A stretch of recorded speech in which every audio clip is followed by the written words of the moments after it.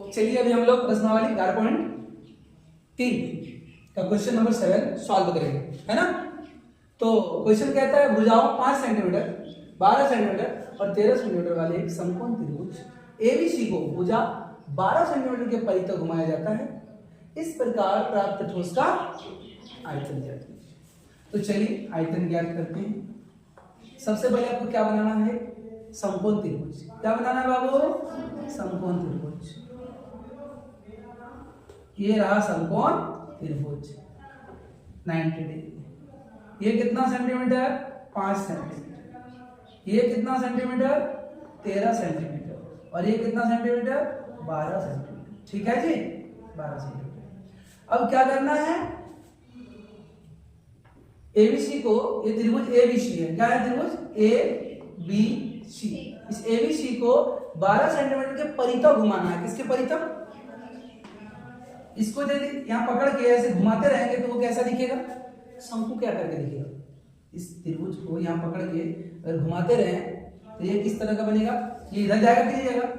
उतना ही dot dot dot dot इधर घूमेगा, आएगा। यहाँ पकड़ के घुमाएंगे रे तो ये इधर आएगा कि नहीं आएगा? आएगा। ये वाला हिस्सा भी इधर आएगा, आएगा ना। और इस तरह से वो एक शंकु की तरह दिखने लगेगा। कैसा दिखने लगेगा? शंकु की तरह दिखने लगेगा। शंकु बन जाएगा। ये 5 सेंटीमीटर है ना, ठीक है। तो इसी का क्या निकालना है? बोला इस प्रकार प्राप्त ठोस का आयतन ज्ञात कीजिए। ठीक है, ये समझ में आया होगा। तो शंकु का आयतन निकालने का फॉर्मूला क्या है? 1/3 पाई आर स्क्वायर एच। तो इस शंकु का एच तो मालूम है, आर भी मालूम है। आर कौन वाला हो सकता है? ये 5 हो सकता है, क्योंकि 12 सेंटीमीटर के परितः घुमा रहे हैं। तो क्या करेंगे? तो शंकु का या शंकु की त्रिज्या कितनी हो जाएगी? आर 5 सेंटीमीटर एंड ऊंचाई क्या हो?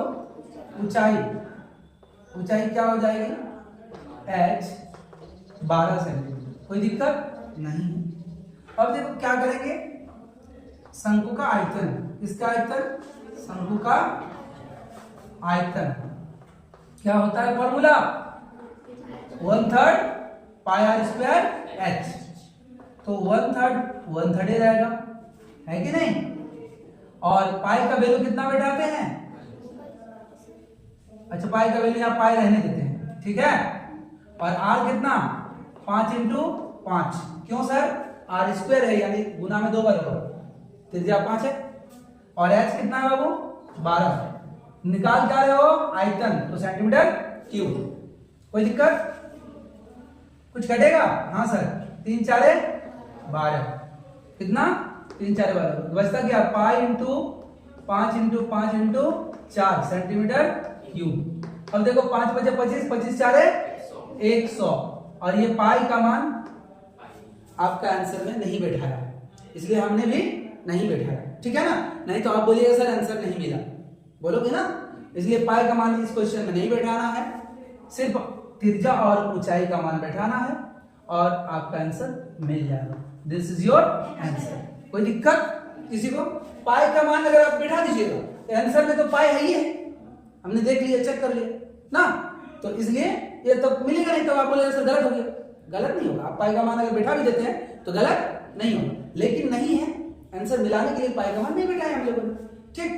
यही आंसर है। कोई दिक्कत है इसमें? ठीक, बहुत अच्छा। देखो हमने 7 बना लिया, अभी क्वेश्चन 8 बनाएंगे। एक जो क्वेश्चन 8 है ना, वो 7 से ही क्या है? रिलेटेड है। देखो यदि प्रश्न 7 के त्रिभुज एबीसी को, वही यही वाला हम छाप के रखे हैं, चेंज नहीं किए हैं, 7 वाला ही है। यदि भुजा 5 सेंटीमीटर के परितः घुमाया जाएगा। किसके परितः घुमाया जाएगा? 5 सेंटीमीटर के परितः। माने अब इसकी ऊंचाई क्या हो जाएगा? 5। क्या हो जाएगा? ये ना रखकर अब इसकी ऊंचाई क्या हो जाएगी? इसकी 5 हो जाएगी।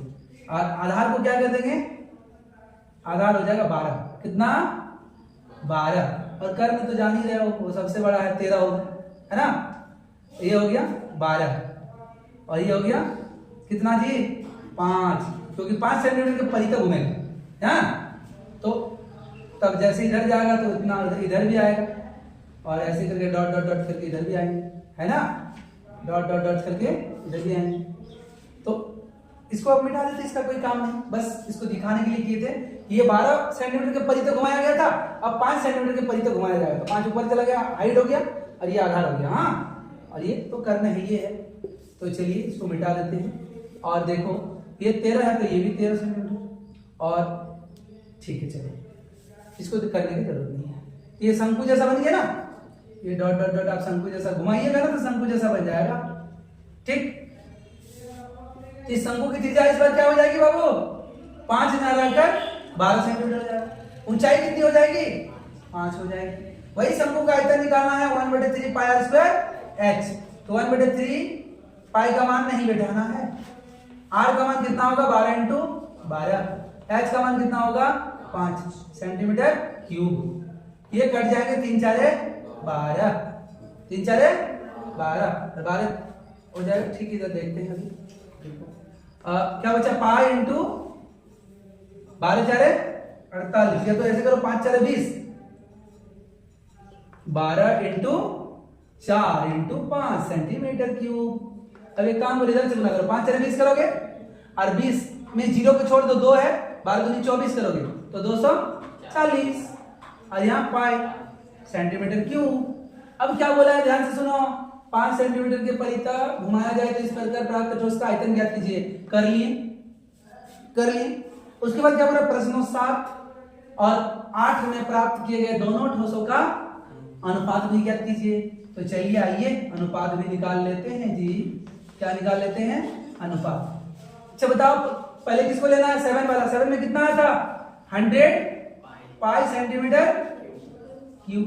नीचे कितना है, 240 pi centimetre cube, centimetre cube, pi 0 0, क्या बचा रे, 10/24।